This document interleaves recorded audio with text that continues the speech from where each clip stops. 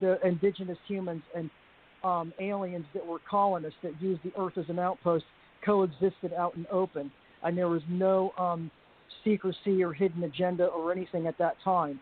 And that's when all the pyramids and everything were created. They were not created by the Egyptians. They were created by other races that came here and had left before the 5 human colonies were put here. The Anunnaki interfered, and they screwed up the human genome, and the humans were supposed to be a multi-dimensional, multi-coalescent being that was able to access higher realms and higher vibrations and stuff, specifically because of where they're located, which is a critical point. This Earth is in a critical strategic navigational point in this universe, where several converging dimensions occur, but also it's in this life vein that runs from Cassiopeia all the way through Auriga and Canis Major, which right. You got can you wrap up your answer? Yeah, wrap up your answer. Okay, yeah. Then we'll go to the next person. Okay, and the Anunnaki came, screwed up the human race, and that's what caused the wars to start. Oh, they turn off this timer. Shut up, timer. Oh, okay, there we go.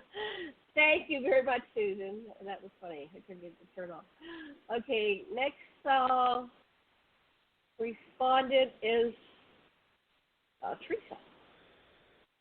Hold on one second while I get this mic thing manipulated. Okay, Theresa, your turn to answer the question about how long have ETs been involved on the planet, and try to keep it around 3 minutes so we have a chance to get around with several questions. Okay, take it away.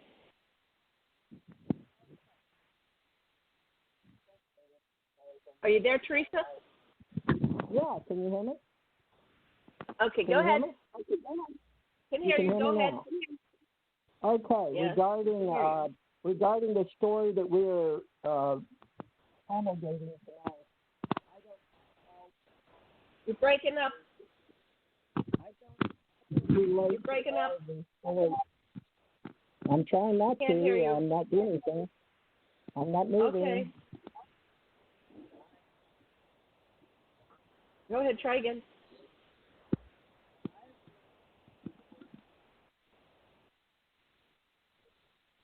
Okay. We're having some sound problems. We'll come back to Theresa. Are you there, Theresa? Try one more time.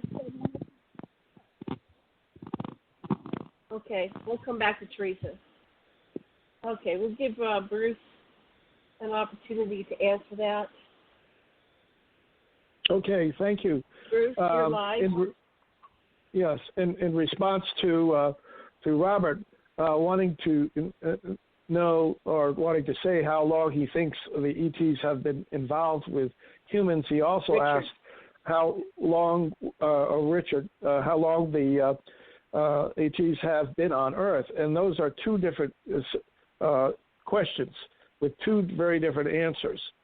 I agree with him that interaction with humans probably goes back to at least 50,000 years. But in the Wallkill River Valley, I discovered something that was quite outrageous.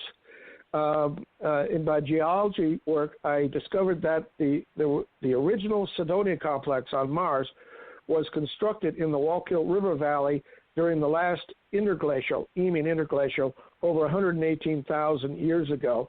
And I was able to locate remnants after the glaciers retreated of the face, the tholus, the crater, the base to the D&M pyramid, and all of those features, and was able to age date the Cydonia complex on Mars based on continental drift on Earth, which was indicated that it was either built, the one on Mars was built either 50,000 years ago or 59,000 years ago, or it was built 118,000 years ago. Take your pick at this particular time, because the rate of continental drift could be 1 or 2 centimeters per year.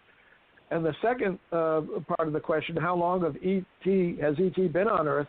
I did a 24 square mile magnetic survey of the area, and I discovered that there were underground magnetic activity, artificial activity going on. But the most extraordinary thing was I discovered an alien probe that had landed on an ancient island in an Ordovician sea over 400 million years ago. How do I know? Because it is completely embedded within Ordovician black shale, ocean shale, sitting on top of a granitic island. And it's now been, erosion has brought it to within 9 feet of the surface, and it is still functional and still sending signals out into space whenever the constellation Bootes is overhead. And these are very powerful signals that come out of it that I was able to measure with my magnetometer. And I was also able to determine that it is triangular in shape, about 565 feet on a side. And that is a huge structure, alien probe. And I found other ones sending signals out into space as well, indicating that this was a mining area for these extraterrestrials over 400 million years ago. And the granitic masses, islands that they landed on, are full of exotic minerals and rare earths. And a mine in Franklin, New Jersey. Franklin, New Jersey has produced hundreds of different types of minerals from these granitic masses. So it was a mining probe. Thank you. We'll get back. Let's see, who's next? We're going to try Theresa again. Thank you very much, Bruce. Okay. Actually, I'll take a turn. From my understanding and the research, the story of the Earth goes back, and there's been life and species visiting here since its inception, which was X amount of billions of years ago, because different species indeed, come here to terraform the Earth, and they periodically do what's called interventionism. So they introduce other, species and plants and bugs and everything to experiment. How the hell will this grow and develop here? So the larger life forms apparently came here billions of years ago. I forget the name of the researcher. Dr. Cuomo. It's starting with this C. I've seen his presentation where he goes down through the layers of a mountain, and the lowest layer, which is built up or something. He comes in from the side, and he's found these giants.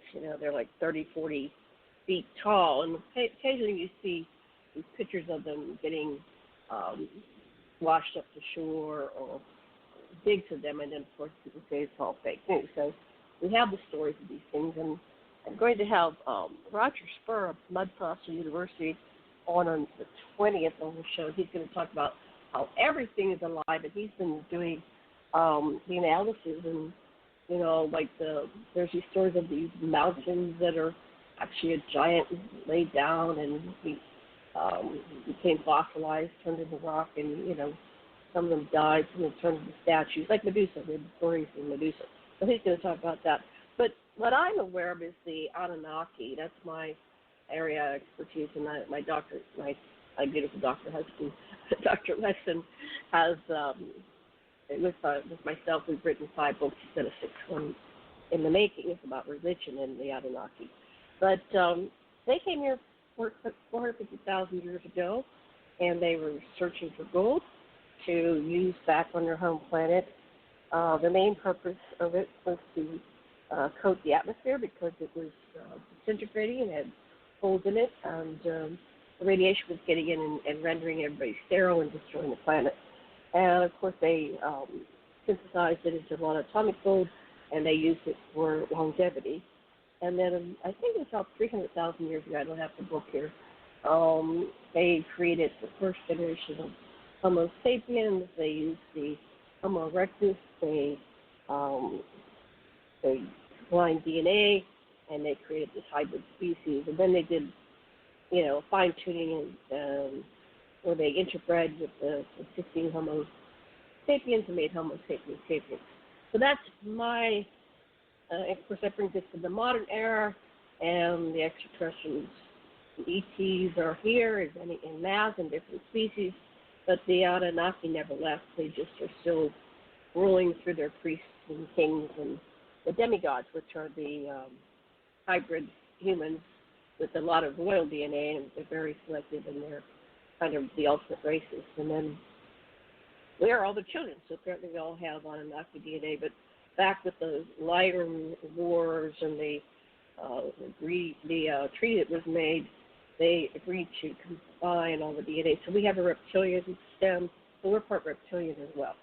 Okay, so let me bring on Theresa. Let's give her a whirl here. And then we're going to go Susan, so you can start thinking about it. You're next with a question. Okay, Theresa, Okay, I heard about unmuted. 3 minutes. Can you hear me now? Okay, I unmuted you. Yes, we can hear you. Go ahead. Okay. All right. Regarding the word extraterrestrial, that has to be defined in ontology, but consider that I am considered ET. I also would suggest that the universe adds itself to before space and time, so we can't use linear time. So therefore, it's non-existence into the way that I would use folklore. But most of the ancient stories we tell ourselves for the sake of being humanoids, Homo sapiens sapiens, is based on the word. So where I come from, it's based on universal language, which was before anything to do with sound or vibrations or bandwidth or any type of description, because we didn't use words, okay? So it's very hard to communicate unless you don't communicate. So that's why I'm here to help with the word and observe and help communicate. That's part of my chosen extraterrestrial mission here. So regarding let's write the stories that write and thread the stories on the planet is I bring in all the universal codes. Before we had the photon memory in the what they call the grid. So I presently am working with a lot of theorists because science was taken from original philosophy.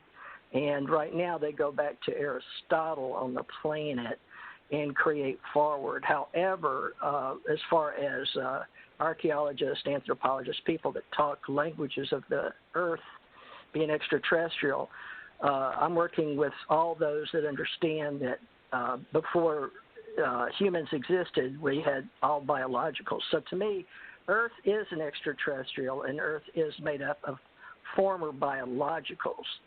But because they only on this reality, in this dimension, they only use carbon-based, what they call time in space. So unless it's carbon, you can't date it. So the Earth is ET, and I'm ET, and everybody is ET. So it's all ET to me, so that's my reality. So thank you.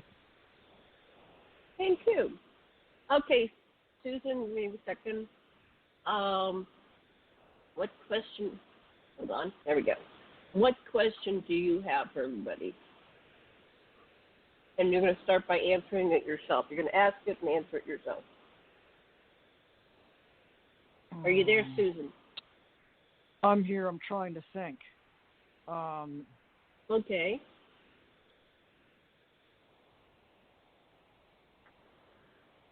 I'm wondering how many of you think that the heaven and hell in the Bible, as described in the Bible, are not really places like heaven and hell, but in actuality, and also Nibiru, and also the scrubbing of the atmosphere using gold by the Anunnaki, all of that. Okay.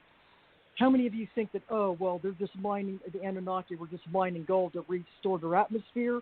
Or do you think maybe perhaps they were using the gold to actually, as baffles, as scrubbers, to clean an atmosphere and restore the ionic balance within that atmosphere that's in an enclosed ship called a surrogate planet class ship? Okay. So put that in a question. If you can put it in a one sentence question. Yeah. Rephrase. Okay. Rephrase that. Okay. How many of you think that the Anunnaki were just here just to mine the gold to restore the atmosphere on their planet? And how many think that, well, is it not really a planet, but maybe a surrogate planet class ship? Okay. And then my answer. Yeah. Go ahead. that the